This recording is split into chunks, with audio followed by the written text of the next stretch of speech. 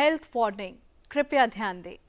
Smoking is injurious to health. धूम्रपान सेहत के लिए हानिकारक होता है, चाहे धुएं वाला हो या बिना धुएं के। किसी भी प्रकार के तंबाकू सेवन से हमें बहुत हानि पहुंचती है भावना। और अमित, इसमें सबसे बड़ी हानि है कैंसर। तंबाकू सेवन से होता है कैंसर। तो आज हेलो डॉक्टर सेगमेंट में आज हम जानेंगे तंबाकू सेवन से होने वाले कैंसर के बारे में, साथ ही उससे बचाव क्या है और उसका निदान क्या है, जिसके लिए हमारे साथ हैं डॉक्टर कौशल कालरा। नमस्कार, आपका स्वागत है। आप हैं HOD medical oncology and bone marrow transplant Safdarjung hospital से। साथ ही वेलकम करना चाहेंगे डॉक्टर RK चौधरी का। नमस्कार। नमस्कार। Director and head medical oncology metro group of hospitals Noida and Delhi से। तो डॉक्टर चौधरी, आपसे शुरू करते हैं। अगर किसी भी प्रकार का तंबाकू का सेवन कोई व्यक्ति करता है तो उसे कौन कौन से कैंसर हो सकते हैं? तो अगर हम कैंसर और टोबैको के रिलेशन के बारे में बात करें तो लगभग 50% ऐसे कैंसर्स हैं जिनमें डायरेक्टली या इनडायरेक्टली टोबैको का रोल होता है। और मुख्य रूप से अगर कैंसर की बात करें जो टोबैको से रिलेटेड है तो हेड एंड नेक, जैसे मुंह का कैंसर की बात करते हैं, वो सबसे ज़्यादा होता है। लंग कैंसर, फेफड़े का कैंसर है, फूड पाइप का कैंसर है, कोलोरेक्टल कैंसर है और सर्वाइकल कैंसर है। ये ऐसे कैंसर है जो स्मोकर्स में सबसे ज़्यादा कॉमनली पाए जाते हैं। जी डॉक्टर कालरा, जब हम कैंसर, टोबैको से होने वाले कैंसर की बात करते हैं तो इसकी जितनी भी रिसर्च स्टडीज़ आती हैं वो आंकड़े देखकर बेहद कहते हैं ना, डर महसूस, खौफ महसूस होता है। आप भारत में क्या स्थिति देखते हैं अभी इस समय? भारत में स्थिति ख़राब होती जा रही है। दिन ब दिन टोबैको से रिलेटेड कैंसर जो है बढ़ते जा रहे हैं। हमारे पास जो OPD में पहले आज से 15 साल पहले 50 से 100 केसेस आते थे, आजकल 200 से 250 केस आ रहे हैं। तो almost double number of cases आ रहे हैं। तो कैंसर की स्थिति बहुत ज़्यादा ख़राब हो चुकी है। यंग एज के भी हैं? बिल्कुल, यंग एज में भी है। और स्पेशली जो टोबैको से रिलेटेड ज़्यादातर कैंसर हमें नॉर्थ ईस्ट में पाए जाते हैं इंडिया में। मैक्सिमम नंबर ऑफ केसेस जो टोबैको से रिलेटेड पाए जाते हैं नॉर्थ ईस्ट में, क्योंकि उनका तंबाकू सेवन का थोड़ा तरीका अलग है, थोड़ा ज़्यादा तंबाकू सेवन करते हैं। तो maximum number of cases in India north east में आते हैं। और इसलिए बहुत ज़रूरी है कि हम इस विषय पर चिंतन करें कि देखिए, हेल्थ वार्निंग लिखी है उस पर। सब कुछ जानकर, हार्मफुल इफेक्ट्स जानकर भी अगर हम सेवन कर रहे हैं तो ये अच्छी बात नहीं है। यदि आज आप टोबैको रिलेटेड कैंसर्स पर डॉक्टर से कोई सवाल करना चाहें तो आप हमें फ़ोन कर सकते हैं। हमारा स्टूडियो का नंबर है 011 दिल्ली का STD कोड और नंबर है 23097532। 011 is our code and number is 23097532। तो डॉक्टर चौधरी, जब हेल्थ पे वार्निंग लिखी है कि इससे कैंसर हो सकता है, जब पेशेंट्स आते हैं आपके पास OPD में तो वो क्या कहते हैं? फिर वो ये लत छोड़ क्यों नहीं पा रहे? ये बड़ा इंटरेस्टिंग सवाल है कि जब ही इतनी वार्निंग लिखी हुई फिर भी क्यों आप सिगरेट की आदत कैसे लग जाती है। इससे पहले मैं एक चीज़ और डेटा बताना चाहूँगा कि इंडिया में लगभग 15 लाख कैंसर के केसेस हर साल डिटेक्ट होते हैं। और उन 15 साल में अगर 50% टोबैको रिलेटेड बोलो तो 7-8 लाख कैंसर जो होते हैं वो सिर्फ तंबाकू के सेवन से होते हैं। और अगर आप इमेजिन करके देखो कि अगर तंबाकू का सेवन बंद हो जाए तो 7 लाख केसेस तो वैसे ही बंद हो जाए। बड़ा इंटरेस्टिंग फैक्ट है ये। अब बात ये है कि हमने ये OPDs में क्लिनिक्स में बैठ के जो नोटिस करा है वो ये है कि जो लोग तंबाकू का सेवन शुरुआती एज में शुरू कर देते हैं उनके लिए बड़ा मुश्किल हो जाता है। 15-20 साल में जिनका शुरुआत होता है उनके लिए बड़ा मुश्किल होता है क्विटिंग करना। और जो लोग 30 साल के या 35 साल के बाद में शुरुआत करते हैं वो 2-4 साल अपना शौक पूरा करने के बाद में बंद कर लेते हैं। इसलिए इस पॉपुलेशन को टारगेट करना बहुत ज़्यादा जरूरी है। ये बहुत जरूरी चीज़ है। जी डॉक्टर कालरा, एक तो है कि जो स्मोक कर रहा है, जो टोबैको किसी ना किसी तरीके से कंज्यूम कर रहा है, अब उसके साथ में कई सारे लोग भी रह रहे हैं जो नॉन स्मोकर हैं। और आज हम अभी बाहर निकलेंगे, आपको सिगरेट का धुआं आपको हर जगह महसूस होता है। तो क्या इसका असर नॉन स्मोकर के ऊपर भी उतना ही ज़्यादा होगा जितना कि एक स्मोकर के ऊपर है, टोबैको यूजर के ऊपर है? जी बिल्कुल। सेकेंड हैंड स्मोकिंग जो पैसिव स्मोकर्स है वो भी उतना ही डेंजरस है।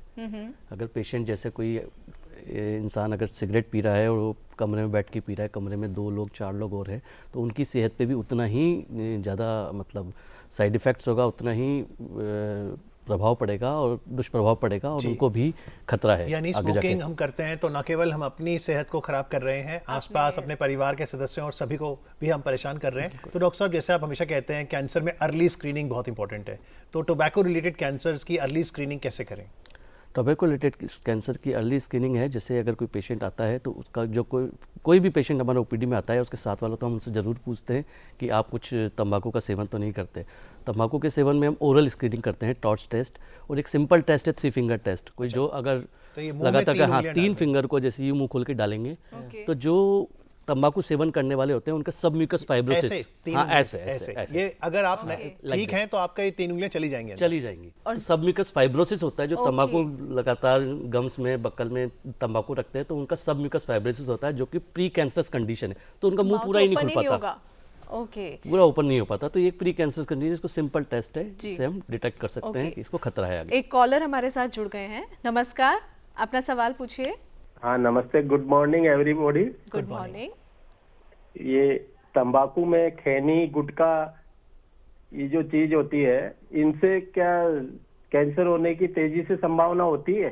जी जी डॉक्टर साहब। डॉक्टर। जी बिल्कुल। तंबाकू का सेवन चाहे आप किसी भी रूप में करो, चाहे स्मोकिंग के रूप में करो या खैनी के रूप में करो या तंबाकू जो किड होते हैं उसके रूप में करो, या भले सेकेंड स्मोकिंग जैसे डॉक्टर कालरा ने बताया, ये इक्वली डेंजरस है, सभी उतने ही खतरनाक है।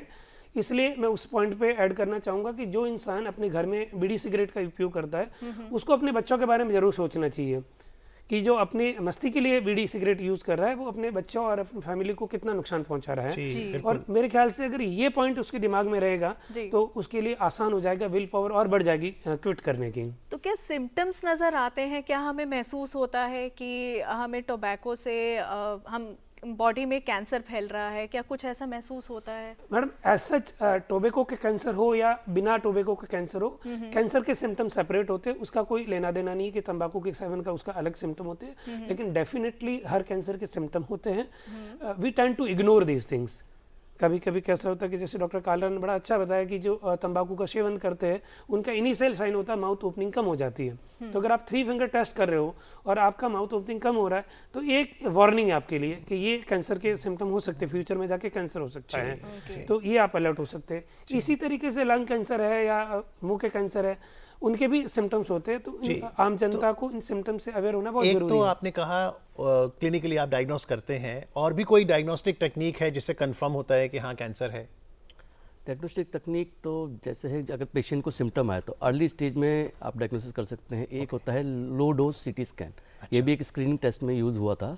उसमें सीटी स्कैन ही करते हैं, जैसे फेफड़े का कैंसर जल्दी मालूम करने के लिए जो स्मोकर्स हैं, तो लो डोज सीटी स्कैन होता है, तो उससे भी अर्ली डायग्नोसिस हो सकता है इसका और कैंसर फिर आप का। दोनों मेडिकल ऑन्कोलॉजिस्ट हैं, तो डॉक्टर कौशल कालरा, दवाइयों का क्या रोल है? हाँ, दवाइयों का देखिए, पहली चीज़ मैं बोलूँगा, अगर कैंसर इनिशियल स्टेज में होता है तो वो सर्जरी से ठीक हो सकता है। ठीक है, दवाइयों का उपयोग होता है या तो कैंसर का साइज़ बड़ा है, शुरू में ऑपरेट नहीं हो सकता, उसका साइज़ कम करना है, या फिर कैंसर फैल चुका है तो उसको बढ़ने से रोकने का। तो दवाइयाँ, विभिन्न प्रकार की दवाइयाँ आ रही हैं आजकल कैंसर में। कीमोथेरेपी तो पुरानी तरह की ही कन्वेंशनल थेरेपी है, वो तो यूज़ होती है।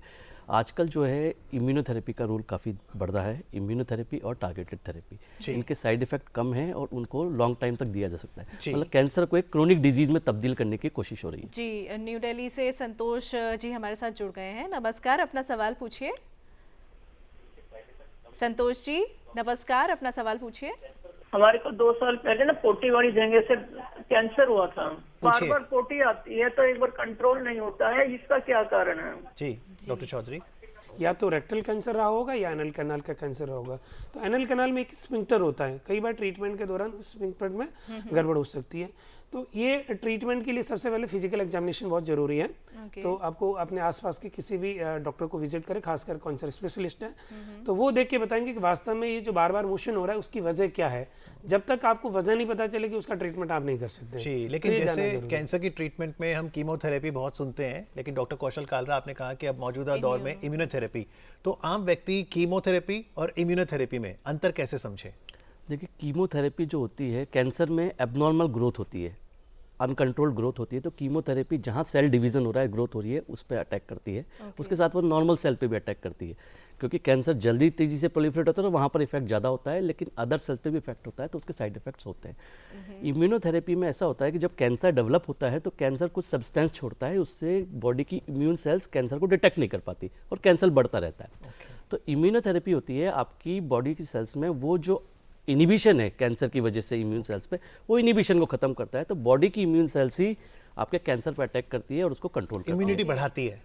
हाँ, immunity ऐसा कह बढ़ती सकते हैं, इम्यूनिटी को बूस्टअप लेकिन करती है। अगर ऑटो इम्यून डिसऑर्डर्स हो किसी को तो हाँ, ऑटो इम्यून डिसऑर्डर में ये कॉन्ट्राइंडिकेटेड रहती है, उसमें आप नहीं दे सकते नहीं दे immunotherapy, सकते, बिल्कुल। ओके। लेकिन डॉक्टर अगर मान लीजिए किसी का अभी ट्रीटमेंट हो गया कैंसर का, मान लीजिए सर्जरी हो गई उसकी, उसने स्मोकिंग टोबैको सब चीज़ उसने छोड़ दी, लेकिन फिर भी कई बार दोबारा डिटेक्ट हो जाता है कैंसर, तो क्या वो कुछ रह जाता है और फिर क्या उसकी बॉडी वापस से सर्जरी के लिए रेडी हो पाएगी? ये अगन बहुत ही अच्छा सवाल पूछा कि अगर किसी को कैंसर और ट्रीटमेंट के बाद में ठीक हो गया है तो आगे क्या करना चाहिए। सबसे पहले तो हम काउंसलिंग करते पेशेंट की कि आगे के जितने भी रिस्क फैक्टर हैं उनसे वो दूर रहे, तो ये कैंसर के रिस्क को, रिकरेंस को काफ़ी हद तक कम कर लेता है। और एक रेगुलर फॉलो प्लान बनाया जाता है ताकि पेशेंट रेगुलरली आए और अगर फ्यूचर में वापस आ भी जाए तो उसको अर्ली स्टेज में डिटेक्ट करे। अर्ली स्टेज में कैंसर के डायग्नोस होने से बड़े एडवांटेज है, ट्रीटमेंट मिनिमम होता है, कॉस्ट कम लगती है, टाइम कम लगती है और रिजल्ट बहुत ही बेहतरीन मिलते हैं। ओके, तो मतलब आफ्टर कैंसर भी, आफ्टर सर्जरी भी कुछ पर्टिकुलर मेडिसिन वगैरह लेनी पड़ती हैं? ये डिपेंड करता है अलग अलग कैंसर में। कुछ कैंसर में पोस्ट ट्रीटमेंट हम मेंटेनेंस थेरेपी देते हैं, जैसे मल्टीपल माइलोमा हो गया। कुछ कैंसर में ट्रीटमेंट के बाद में कोई मेंटेनेंस थेरेपी की जरूरत नहीं रहती है। जी, डॉक्टर कौशल फोन लाइन पर भी कौशल मलिक जी हैं। हेलो, दिल्ली से, सवाल पूछिए। जी, मेरा सवाल ये है कि आजकल जैसे होटलों में, रेस्टोरेंट में जाते हैं, वहाँ पे हुक्के लगे होते हैं, शादी ब्याह में, फंक्शनों में भी लोग हुक्के लगा के और ये चला रहे हैं। बच्चे इस बात को कहते हैं कि देखो जी इसमें तो फ्लेवर्ड होता है, इसमें कोई साइड इफेक्ट नहीं है, तो ये क्या पीना चाहिए? नहीं पीने चाहिए हुक्के इन लोगों को। जी, डॉक्टर साहब, Flavor। शीशा, और इसका क्या साइड शीशे की इफेक्ट दुकान होता है? और ये अलग अलग इसमें फ्लेवर में। क्या इसमें भी होता है कुछ नुकसान? नहीं, ये मिसकंसेप्शन है कि हुक्के से कोई नुकसान नहीं होता है। हुक्का भी इतना डेंजरस है, इसके अंदर शीशा होता है और इसके अंदर भी tobacco, nicotine, tar, everything is available. तो ये भी इक्वली आपका इफेक्ट करेगा, इक्वली दुष्प्रभाव पड़ेंगे इसके आपकी सेहत पर, तो इसको बिल्कुल नहीं पीना चाहिए। It's a very important message कि आप चाहे उसे हुक्का कहें, शीशम कहें या चाहे ई-सिगरेट्स। ई सिगरेट, ये सब आपको हानिकारक होते हैं। That's a very very important message. Time for us to share viewers a very serious message. On a lighter note, तो हुआ यूं, एक बार एक व्यक्ति अपने बेटे से पूछता है कि बेटा तुम्हारे रूम में इतना धुआं क्यों है? तो बेटा कहता है पापा कमरे में मच्छर बहुत थे। तो सिगरेट क्यों जलाई? मॉस्किटो रेपेलेंट नहीं था तो सिगरेट जला ली, वो भी तो जानलेवा है। तो अगर आप टबैको कंजम्पशन से अपने आप को दूर रखते हैं तो आप सेहत के पास आते हैं। तो डॉक्टर चौधरी, आगे हम और अभी क्या प्रयास करें? जब डॉक्टर होने के नाते आप इंटरेक्ट करते हैं, सर्जरी हो गई या दवाएं दे दी, क्या मरीज तब सिगरेट छोड़ देता है? मैं भी एक लाइटर नोट में बोलना चाहूँगा कि किसी बड़े व्यक्ति ने बोला कि तंबाकू या सिगरेट छोड़ने का सबसे आसान तरीका है कि somebody gets diagnosed with a cancer. It is the easiest way to quit, but this is not a good thing. तो तंबाकू या सिगरेट या कोई भी नशा जिसकी वजह से कैंसर होता है तो उस इंसान के लिए छोड़ना बहुत आसान हो जाता है और उन लोगों की काउंसलिंग करके काफ़ी लोग हद तक ठीक हो जाने के बाद में नहीं यूज़ करते हैं। हम अपने क्लिनिक्स में उनको और भी टास्क देते हैं। अगर कोई पेशेंट ठीक हो जाता है तो हम उसको ये बोलते हैं कि कम से कम 8-10 लोगों को आप बीड़ी सिगरेट छुड़वाओ ताकि आपका एक सोसाइटी में कंट्रीब्यूशन हो जाए। God has been kind to you कि आप ठीक हो गए हो। Now it is your responsibility, moral and social responsibility कि आप जाके बाकी लोगों को छुड़वाए।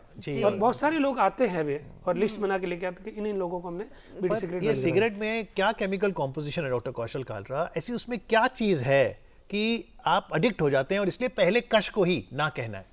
एक्चुअली इसमें निकोटीन होता है, तो निकोटीन जो होता है हमारे न्यूरोट्रांसमीटर डोपामिन को ज़्यादा रिलीज़ कराता है। न्यूरोट्रांसमीटर रिलीज या डोपामिन रिलीज से प्लेजर की फीलिंग होती है, वो फीलिंग ही एक्चुअली एडिक्ट बनाती है nicotine. This is the culprit. फिर उसके अंदर आपके नाइट्रोसेमीन्स होते हैं, पॉलीसाइक्लिक कार्बन, हाइड्रोकार्बन्स होते हैं, कार्बन मोनोऑक्साइड होती है जो कि कैंसर कारक। निकोटीन अपने आप में कार्सिनोजेनिक नहीं है, वो एडिक्टिव है। वो एडिक्टिव मटेरियल है, बिल्कुल। जी, बिहार से एक और कॉलर हमारे साथ जुड़ गई हैं। नमस्कार मीना जी, अपना सवाल पूछिए। हमें सवाल ये पूछना था कि जैसे कि मान लीजिए अर्ली स्टेज में किसी को अगर कैंसर हो रहा है तो वो कैसे जानकारी हो कि हमें कैंसर की शुरुआत हो रही है और हम कौन सा जांच कराएं जिससे कि हम पहले से अलर्ट हो सकें? जी, शुक्रिया डॉक्टर चौधरी। अलग अलग सवाल है। एक है कि कैसा टेस्ट कराए ताकि पता चले कैंसर, और दूसरा सिम्टम्स। दूसरा सिम्टम है। तो पहली चीज को हम बोलते हैं स्क्रीनिंग। तो स्क्रीनिंग का मतलब होता है ऐसे टेस्ट अप्लाई करने पॉपुलेशन जो high risk of developing cancer है, जिनको अभी कोई सिम्टम नहीं है। जैसे सर्वाइकल कैंसर के लिए, ब्रेस्ट कैंसर के लिए स्क्रीनिंग है, ब्रेस्ट कैंसर मेमोग्राफी कराते हैं, तो हम बोलते हैं 40 ईयर्स के बाद हर फीमेल्स को साल में एक बार मेमोग्राफी करानी चाहिए कि इनको भले कोई सिम्टम नहीं है। सर्वाइकल कैंसर स्क्रीनिंग के लिए पेप स्मीयर होना चाहिए 2 से 3 साल में। कोलोन कैंसर स्क्रीनिंग के लिए बिना सिम्टम के 55 साल के बाद में हर 10 साल में एक रिजिड कोलोनोस्कोपी होनी चाहिए। डॉक्टर कालरा ने बताया था कि लंग कैंसर के लिए जो हैवी स्मोकर है उनको low dose CT scan thorax की करानी चाहिए। तो ये सारे स्क्रीनिंग हो गए। स्क्रीनिंग उन लोगों के लिए है जिनको कोई सिम्टम नहीं। अब बात आती है सिम्टम के लिए। वो सिम्टम आपको अवेयर होने चाहिए, आपको हेड टू टो कैंसर्स के क्या क्या अर्ली या रेड फ्लैग साइंस होते हैं। अगर आपको रेड फ्लैग साइन है तो ऐसे कोई भी सिम्टम से आप अपने नज़दीकी डॉक्टर, भले आपका फैमिली फिजिशियन हो या कैंसर स्पेशलिस्ट हो या कोई भी अपने गायनिक डॉक्टर हो, उनके पास जाए और उनसे कंसल्ट करें ताकि क्या अर्ली स्टेज कैंसर को डिटेक्ट करा जा सकते हैं, ताकि आसानी से ट्रीट करा जाए। ओके। डॉक्टर कालरा, अक्सर पेरेंट्स को अपने बच्चों पे बड़ा विश्वास होता है, उनको लगता है उनके बच्चे का दोस्त स्मोकिंग कर सकता है लेकिन शायद उनका बच्चा नहीं कर रहा है, पर फिर भी वो मॉनिटरिंग करनी तो ज़रूरी है। आपने अभी एक साइन बताया कि वो जो है वो टेस्ट है 3 फिंगर्स वाला, उसके अलावा पेरेंट्स कैसे पता लगा सकते हैं कि उनके जो बच्चे हैं वो अभी टोबैको के नशे में धुत हो रहे हैं, उधर खींचे चले जा रहे हैं, कैसे पता लगाएं? एक्चुअली ये तो बड़ा इम्पोर्टेंट सवाल है और उसका जवाब भी बड़ा मुश्किल है।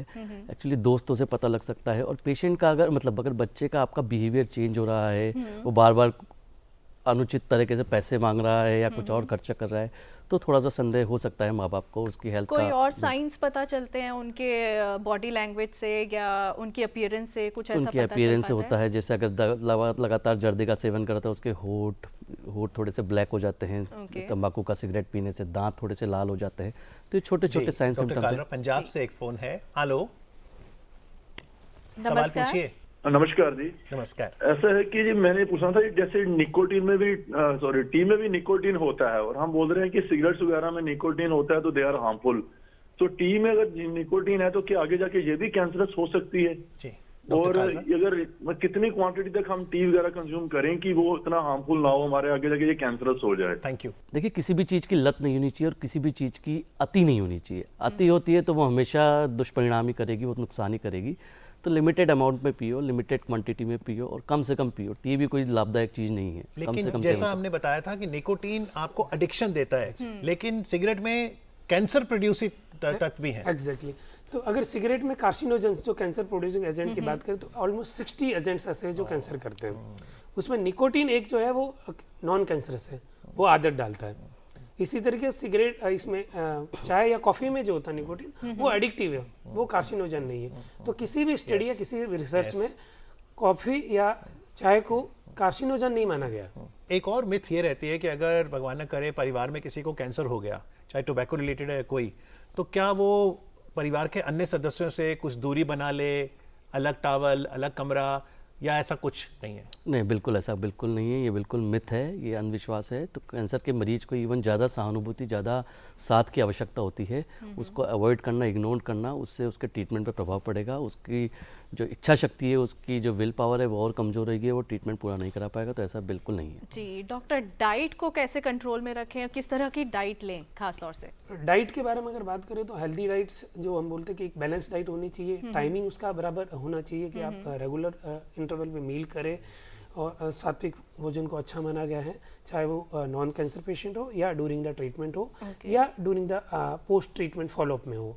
तो हाई प्रोटीन डाइट्स जो हम एडवाइस करते हैं वो रखनी चाहिए। जी, लेकिन क्योंकि मेडिकल साइंस डायनेमिक है और निरंतर हम देखते हैं कि नई प्रगति आती है, तो कीमोथेरेपी की जो दवा है उसमें अब कैसे एक नई रिसर्च हो रही है, या क्या अनसुलझे पहलू हैं टोबैको रिलेटेड कैंसर्स के जो आपको लगता है आने वाले दशक में शायद हमें आंसर मिल जाए? कीमोथेरेपी की दवाइयाँ, जैसे आजकल कीमोथेरेपी कम बन रही है, लेकिन कीमोथेरेपी का कंपोजिशन, उसकी प्रिपरेशन चेंज हो रही है ज़्यादा। जैसे कि लाइपोजोल और इस तरह की प्रिपरेशन आ रही है जिसके साइड इफ़ेक्ट कम है, वॉमिटिंग वगैरह कम होती है, जिसमें स्टीरॉयड वगैरह कम देना पड़ता है। तो उस तरह की प्रिपरेशन आ रही है। उसी तरह कुछ टारगेटेड थेरेपी, इम्यूनोथेरेपी के मैंने बारे में बताया कि इम्यूनोथेरेपी, टारगेटेड थेरेपी का यूज़ बढ़ रहा है ताकि कैंसर जो फैटल डिजीज़ है उसको क्रोनिक डिजीज़ में हम कन्वर्ट कर सकें। और बहुत से ऐसे कैंसर सर्वाइवर हैं जिनकी सक्सेस स्टोरीज हमें मोटिवेट करती हैं। और जैसे डॉक्टर साहब ने कहा, टोबैको रिलेटेड तो बिल्कुल प्रिवेंटेबल है, हमारे हाथ में है कि हम धूम्रपान ना करें, खैनी ना खाएं। आशा है कि आज जो आपने चर्चा की है उससे लोग लाभान्वित हुए होंगे। बहुत बहुत शुक्रिया डॉक्टर साहब कार्यक्रम में आके जानकारी देने के लिए। Thank you so much.